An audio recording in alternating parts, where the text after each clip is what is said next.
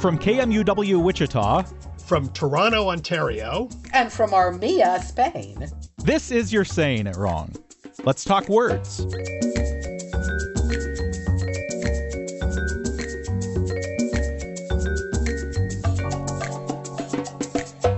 Let's talk grammar groaners. We can twist ourselves in knots trying to figure out what's right and what's wrong. We'll try to do some untwisting. I'm Fletcher Powell, host and producer at KMUW in Wichita, Kansas. And joining me as they do each week, language experts and New York Times best-selling authors, Kathy Petrus and Ross Petrus. Hi there, Ross. Hi, Kathy. We here on the show really like to talk about things that are annoying, which is strange to want to do that. But that is, I guess, part of the fun of language. And so today we're talking about some pesky grammar groaners, is the way you described it to me. Yes. So I can only assume we're going to get a little bit annoyed. Yes, we will. Us? Never. Come on. But first, Fletcher, I put this up. Kathy is not interested in this. So she said, No, Ross, I'm you not. handle That's it. what I'm sorry. But Okay. Ross is really, I'm not disinterested. I'm Okay, just this not. Yeah, this remember last week we did homophones, antonyms, etc. This is like shades of meaning, and I never knew the difference between these words according to the insurance industry, which is probably completely useless. But I just sort of interested me in a minor case. Do you know the difference according to the insurance industry? And I looked it up in Canada, the States, and all of these insurance people get really vehement about the difference. What's the difference between vacant and unoccupied? I didn't know people would make a difference. It's actually, Ross, I gotta give you credit. It is interesting. I was just being a snot because I'm your little sister. You're my little sister. Okay. Yes. Unoccupied, I'm going to make this up completely. Unoccupied means nobody lives there. Vacant means it was abandoned. You're Pretty not close. Correct. No, he's not. I'm sorry. It's kind of close. The theory, though, Ross. I think the impulse is Usually there. Kathy is the one who says, no, you're totally wrong. And I know. Ross says, Kathy always says I'm totally wrong. I know. In this case, I'm going to go back to Kathy. I was really interested because there are distinct differences according to the insurance industry, and these are like really rock solid definitions. Apparently, I'm going to get a call from an insurance agent tomorrow and say you're wrong. But vacant is in the absence of personal property necessary to support regular occupancy. So basically,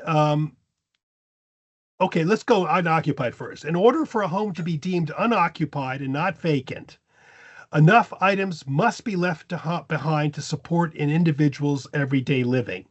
This means furniture, functioning appliances, and cooking utensils. oh. Vacant means the absence of that It's personal really property. empty. Yeah.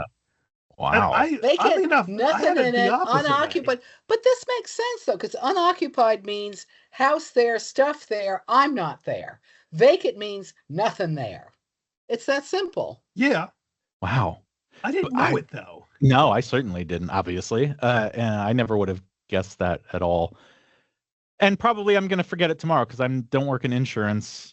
But it's interesting to know that they have such a distinct difference between the definitions. Well, do you want to hear the real kicker? A building with more than, like not a home, is considered vacant unless it has 31% of its total square footage is occupied.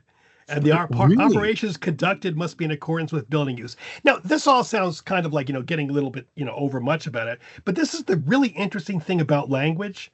I mean, because I use the word vacant, and I'm sure I've used unoccupied and vacant, and I did not know these specific usages and specific differences. And language, in effect, is almost infinite in that way, which always really interests me. There are all these words that we use that certain people in certain industries in certain ways look at them and they think of them in very different ways. Mm-hmm. And I think that's cool. If I was talking to somebody about a vacant building and I didn't know they were an insurance agent, they could be hearing a very different thing. Yeah. From what I intended to say. Yeah. And the key thing is not insurance, it's everything. Yeah. Well, that's what I was gonna say. We talk about it just different registers, different this. I mean, like different contexts, and so I mean, context is king ultimately. I mean, and your group lexicon, if you will, is not the Hmm. same as the broader lexicon at Hmm. all. It really isn't. No. It's different animals. Yeah. And It's this is the case. pandas and raccoons, if It you is will. exactly. This is the case with all language all the time. We all like share we share we share a lot of things together, but there are a lot of things we look at differently and we hear differently. And that's the dangerous thing, though, because we think we're saying the same thing. We think we're Right. using the same words, and you understand it like I do. But you, Exactly. Mr. Insurance Man, is like, listen to me say it's unoccupied, and they're going, oh, He well, hears yeah, but there's a something. fridge in Yeah. there. Yeah, exactly. Yeah. So we're going to do next time, Fletcher, we're going to bring in several insurance agents and we're going to discuss. Oh, lovely. I get about 27 calls from insurance agents a day because somehow I got put on the list. Yeah, that's right. Fletcher, you moved into a new house. It's Uh-oh. insurance time. Yes. We got an email from Jim. Hi, guys. Prior to your recent discussion of short-lived or short-lived, I've never connected the dots and realized it was derived from life, the noun. But now it makes perfect sense.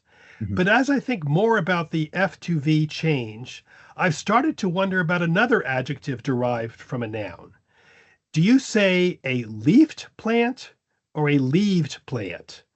Green leafed or green leaved? Cheers, Jim. Hmm. It's part of that I've never thought about because I would Mhm. probably just say a plant with leaves. I would never refer to a leaved plant. Well, I But think, green leaved, green leafed, I would probably say leaved. Kathy, I think you should weigh in because Kathy's husband is a plant guy.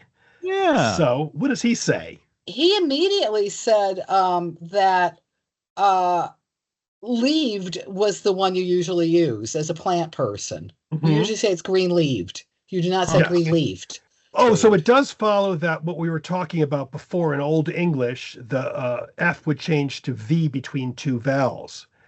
So the other day when I was leaving through a book, I noticed that. Were you leaving through a book? English is capricious. It always is. I think we need shirts that say that because I don't know how many times we've said this during know. the show. I know. It is. Kath, do you want to read our biggie pet Um, peeve of the day? This is from Amy, and we don't know where Amy was from. Amy, we don't know where you're from, but we're sure it's a wonderful place. We hope it's a wonderful place. She said, quick question. I'd love to hear you weigh in sometime. What's the difference between what's the deal with, excuse me, which is much more cranky, with Good. none is versus none are? Oh, I've boy. heard none is technically singular, but none are just sounds right most of the time. Am I wrong? I just love this. Or just hopelessly modern. Would love to hear your take, mostly so I can win an argument and sound smart doing it. So none Okay, so is versus none are. Fletcher, do you Yeah. have a opinion on this? Usually when I am writing something, I would probably say like none of them is. But I do absolutely want to admit that none of them are sounds better. Well, Fletcher, it does sound better in many cases, and in that case, neither you nor I nor Kathy are hopelessly modern. We're just grammatically correct instead. Yay! We You guys say win! You say is also? I say is and I say are, and we can say both. Oh, should okay. we decide to do so. There's a nuance here. At the basic level, of course, none sounds like it means not one of something. Uh-huh. So, okay, so none of the members is going.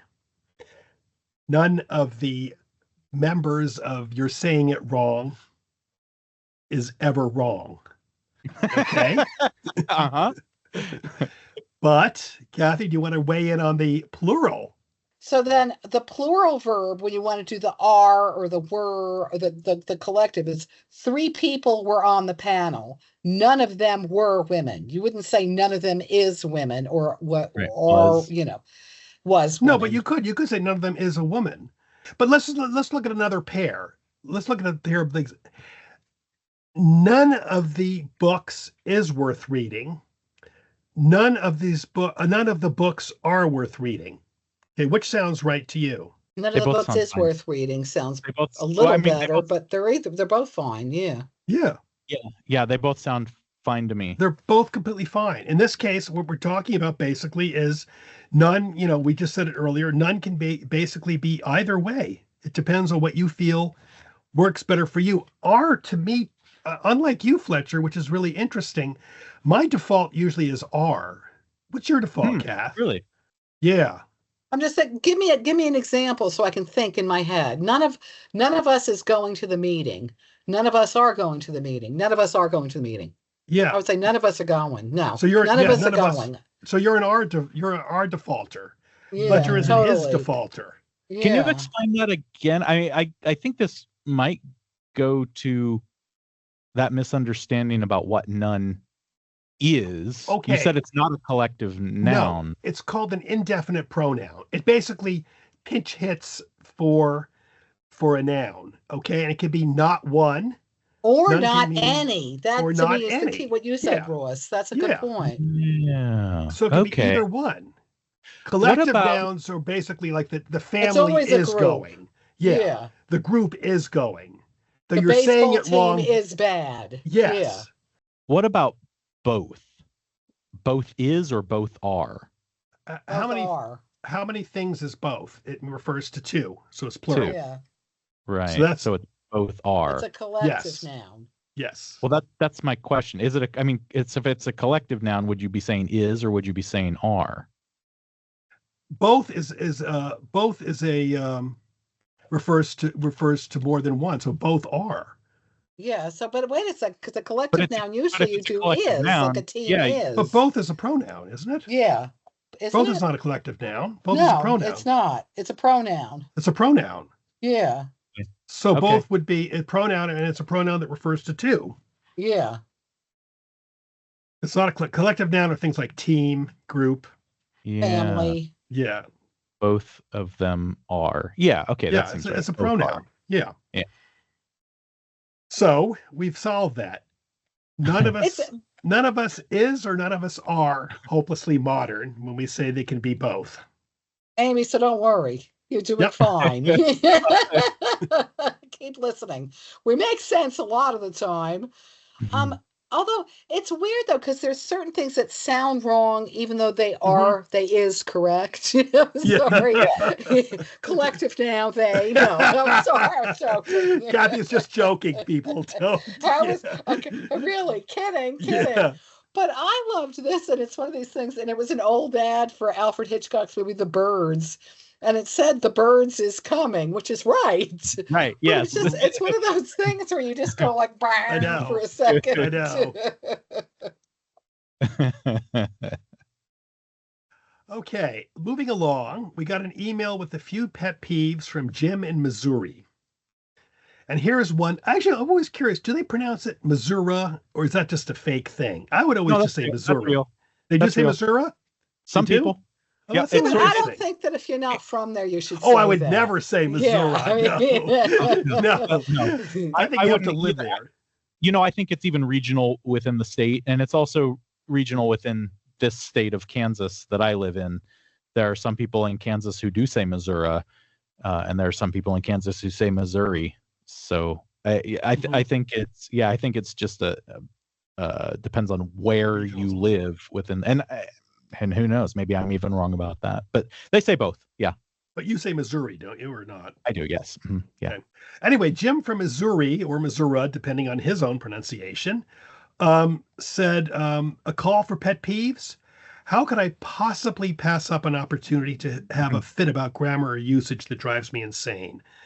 And then he led off with a list. And one of them was this: these ones or those ones. That's a pet peeve. Like either one. Yeah. These these ones over here. Yes. Yeah, or those ones over there. Okay, we have two questions. We have two questions here for you, Fletcher. One, is this a reasonable pet peeve, in your opinion? And two, is this a grammatically correct or incorrect formation? Is it a reasonable pet peeve? Let me say, Jim, I get it. You're a It also diplomat. kind of just sounds like colloquial, you know. Mhm. So I wouldn't get too personally bothered by it. Okay. Is it grammatically correct? I think it sounds unnecessary. Ooh, I don't good know word. that I don't know that it's We should use that more often. Ross. Yes. yeah, I don't know that it would be grammatically incorrect. It just doesn't sound like you really need it. Like you can just say those are these, right? Yeah. But if you and I think maybe we've talked about pluralizing one before, which also seems silly, but is okay to do. But you could say like though, you know, what am I thinking of? Those graham crackers over there. I have small children. Those graham crackers over there, or these graham crackers over here. Those ones, the ones is standing in for graham crackers in that case. Mm-hmm. How close am I? It's redundant. It's redundant and not generally recommended that one use that in like, formal speech. But it's interesting too with your graham cracker statement, I think is a really very cogent example of where one's kind of works pretty well. Those over there doesn't have the same feeling as those ones over there. What do you got? I mean, don't you? I'm serious.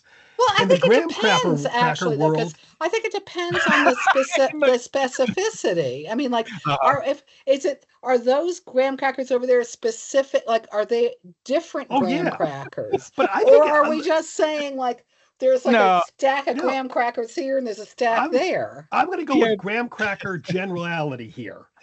I think it works in graham cracker world, as we were saying. I think it works great with little kids. Those ones over there, little kids, they're the ones for you.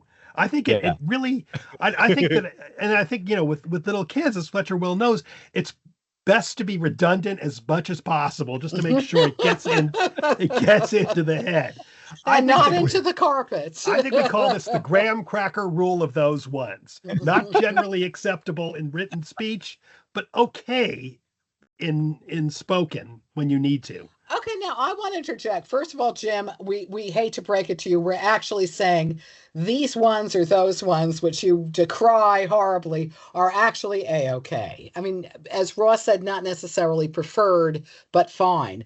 Secondly, those ones and these ones are more hated in American English than in British English. That's interesting. Which is odd, because normally we have the opposite. Normally it's, those silly Americans being so, casual. But no, in this case, the Brits are much more open to these ones or those ones. Do you want to know the grammatical trick as to why it's okay in grammar, Fletcher, or is that going to be too boring? No, let's do it. We were talking about pronouns. Those and these are pronouns, and so it's fine. I prefer those. It's pinch hitting for, in this case, graham crackers, right? I prefer these. No, I prefer graham crackers, but pointing to the graham crackers. Right. Those ones, these no longer works as a pronoun. What does it become? An adjective. Yes. Yeah. Right. Do you want these graham crackers, to use Kathy's graham cracker point earlier, which was very brilliant because she's making a distinction. Do you want these graham crackers or those graham crackers? Both are adjectives. I think we should write a book, The Graham Cracker Way of Looking at I think we're onto something huge. Maybe we could even make it about like quantum mechanics, no? So you can see why it's grammatically correct. It may not be, the most elegant English, and I would not recommend using it for, a technical paper or a thesis or whatever, but it's fine to use it in. Although, in fairness, I don't it kind of grates on me in a way. I don't like it. I don't like it. I Yeah. hate to say it. I'm totally with Jim as a pet I know, peeve. I think it's fine and it's correct, but I don't care for it. I'm not wild about it either. What about you, Fletcher? That's kind of what I yeah. That's kind of what I said, I guess, at the beginning. Like, Jim, I get it. I definitely get where you're coming from. But also, like I said, it feels just like uber casual or colloquial even. And so, I mean, okay, it doesn't bother if me. you're going to do it doesn't drive me nuts. Yeah. But I would never say, I'm thinking, these ones or those ones I could do, whereas ones is the whatever. But normally I would say, yes, I prefer these. I don't think I would say I prefer these ones. I don't think I don't think I've ever said that, in fact. No. So, okay, Jim, we still on your side, okay, baby? Okay, here's a pet peeve the person is peeved about, which is the confusion.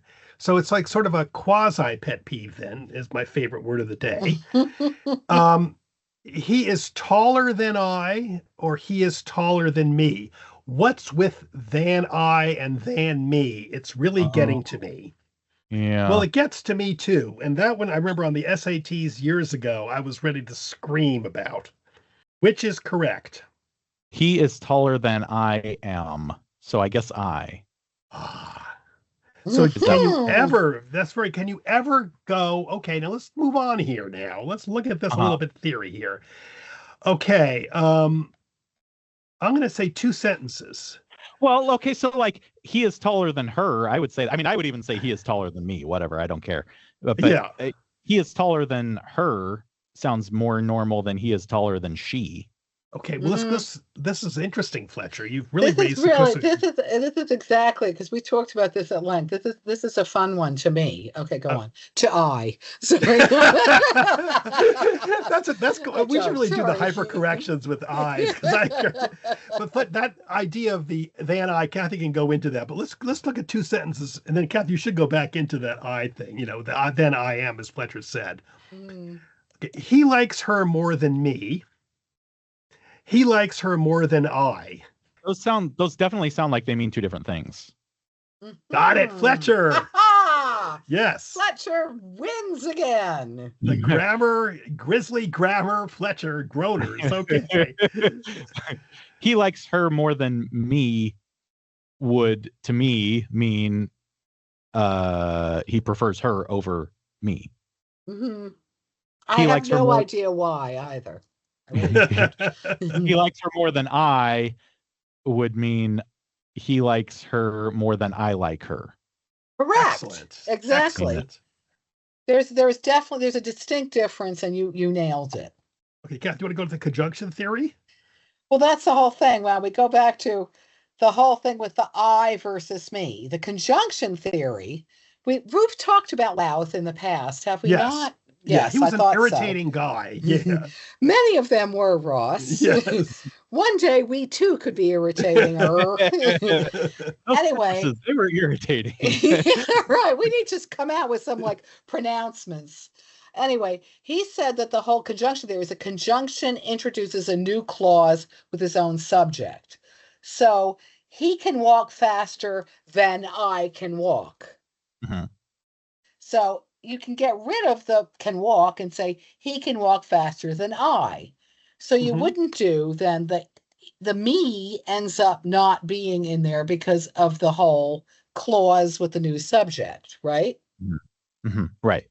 But then some people have countered, and actually, Fletcher, I grew up basically thinking you never say than me. It's always than I. I don't know if do you have that? I have the than me more than you do. I'm a me girl. Well, I think I'm a preposition theory girl. Mom drilled the than I into my head, and I didn't listen. And then I had SATs, and I was like, wait a minute now. I get all upset, but whatever. The preposition theory basically counters Louth and says, yes, you're right sometimes, but other times, as Fletcher masterfully showed us, it can basically it can serve as a preposition, and then it takes it's an object. We had the hit me before with that. which I'm going to, where the verb basically does something else. And in that case, he likes her more than me. He likes me. So therefore it's an object and it becomes me, not I. Mm-hmm. So it can be both. And as Fletcher demonstrated, when we did those sentences, we have two cases where it means two different things. And in both cases, they're grammatically correct. So Mr. Louth overdid this conjunction theory of than I. Yeah. But Mr. Louth died in 1787, so we don't have to worry about what he said. We don't have to hear about him. Presumably he's not listening, and if he is, sorry, baby. You're Saying It Wrong is part of the NPR network and is produced in the studios of KMUW in Wichita, Kansas by me, Fletcher Powell. Kathy Petrus records from her home in Armia, Spain, Ross Petrus from his home in Toronto, Ontario in Canada. Torrin Anderson composed our theme music, and our digital team is Beth Golay and Carly Cooper. You can find all of our past episodes by subscribing to the You're Saying It Wrong podcast wherever you get your podcasts, or by visiting us at kmuw.org. If you have a question for Kathy and Ross, if you'd like to suggest a topic, or you just want to reach out, you can email me at powell@kmuw.org or email them at kandrpetrus@gmail.com. You can also email us a voice memo of you asking your question. You might get your voice heard on air. If you'd like to do the same thing by downloading the KMUW app, you can do that and just click the Talk to Us button. You can find all of Kathy and Ross's books pretty much anywhere you get books, and a handful of them are also available on audiobook read by the authors themselves. Thanks for joining us. We'll be back next week.